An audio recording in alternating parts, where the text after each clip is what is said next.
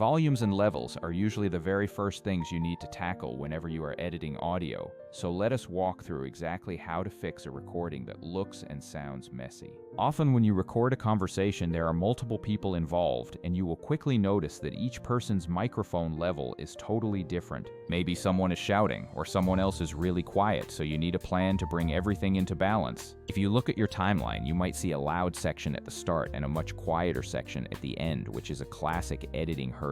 When I select the whole track, one of the first moves I usually make is to normalize the audio. Normalization is the easy win because it brings the volume up to a consistent, manageable level. I typically normalize peak amplitude to about -1 decibel because you do not want to push it to 0, which is the absolute ceiling.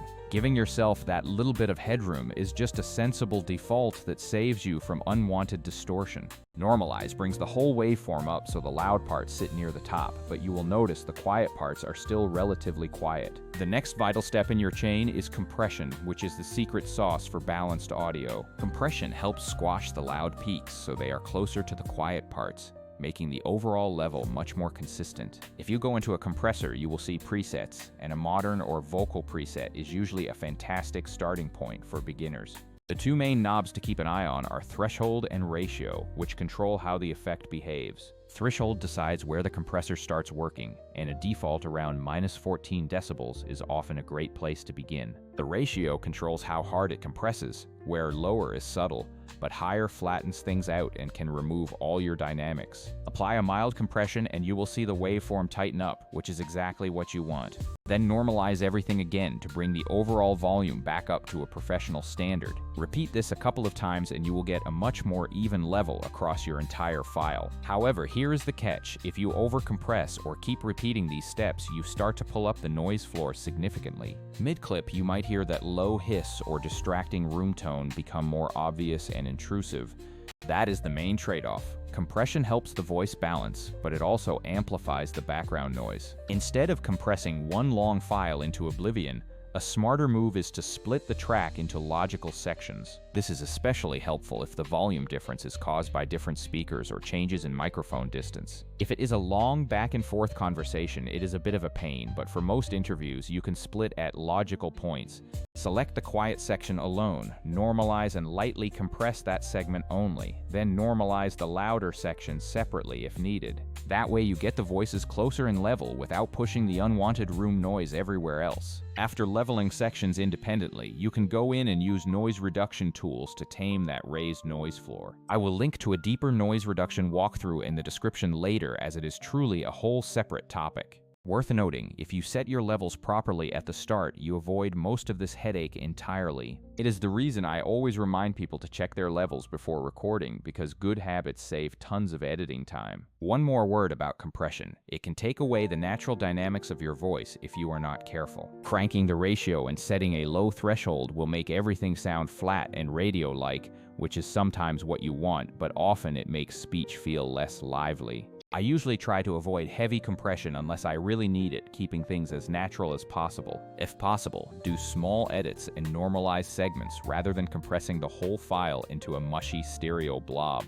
Okay, now, let us talk tools, because Audacity is great for the price, which is free, and it is totally fine for lots of quick fixes. You can normalize, compress, split, and then apply noise reduction, which covers the basics for most creators. But it is a bit manual, and if you are producing consistent content like a podcast or a lot of videos, you will quickly hit the limits of manual workflows. There are also more modern platforms that try to automate some of these steps, and some of them focus primarily on audio cleanup. Others are full DAWs, and some are video-first platforms with audio features bolted on for ease of use. That is where tools like Vizard come in, and I bring it up because it changes the workflow in a way that truly suits creators who want to scale. Vizard is not just another editor, but it is built to take long video or audio and automatically find the moments that matter. It helps you create ready-to-post clips and publish them across socials without the usual repetitive tinkering. Instead of manually scrubbing through an hour-long interview to find the loud and quiet bits, Vizard can auto-detect highlights and suggest clips. Here is what makes Vizard different in practice. It offers auto-editing for viral clips.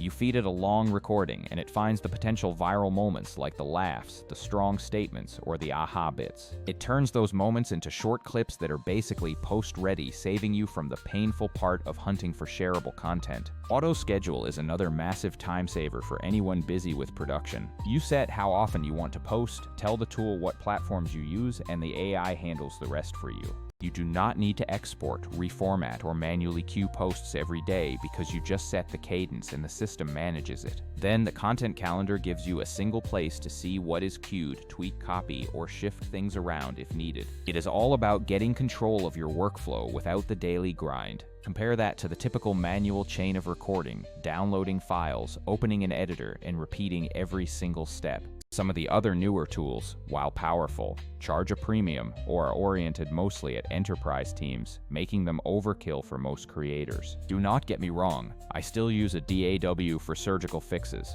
but for the repeatable task of turning long-form content into short clips, Vizard speeds things up. It keeps the output consistent and actually improves your total throughput. A few practical tips I always use: normalize to about -1 decibel. Use compression sparingly, and split big files into smaller sections. Always preview the result at the end to make sure you did not raise background noise or squash the life out of the voice. If you can, dial in those levels during recording because it makes the rest of the pipeline 10 times easier. If you are producing podcasts or interviews and want to recycle content, I would recommend trying a hybrid approach. Do the critical fixes manually when you need precision, but rely on a tool like Vizard to handle the distribution side. That combination keeps your quality high while saving you precious day-to-day time. I will put a link to a noise reduction deep dive in the description for anyone who wants a step-by-step guide. And if you are curious about testing smarter workflows, try the auto editing and scheduling features of Vizard. It is not trying to replace your DAW,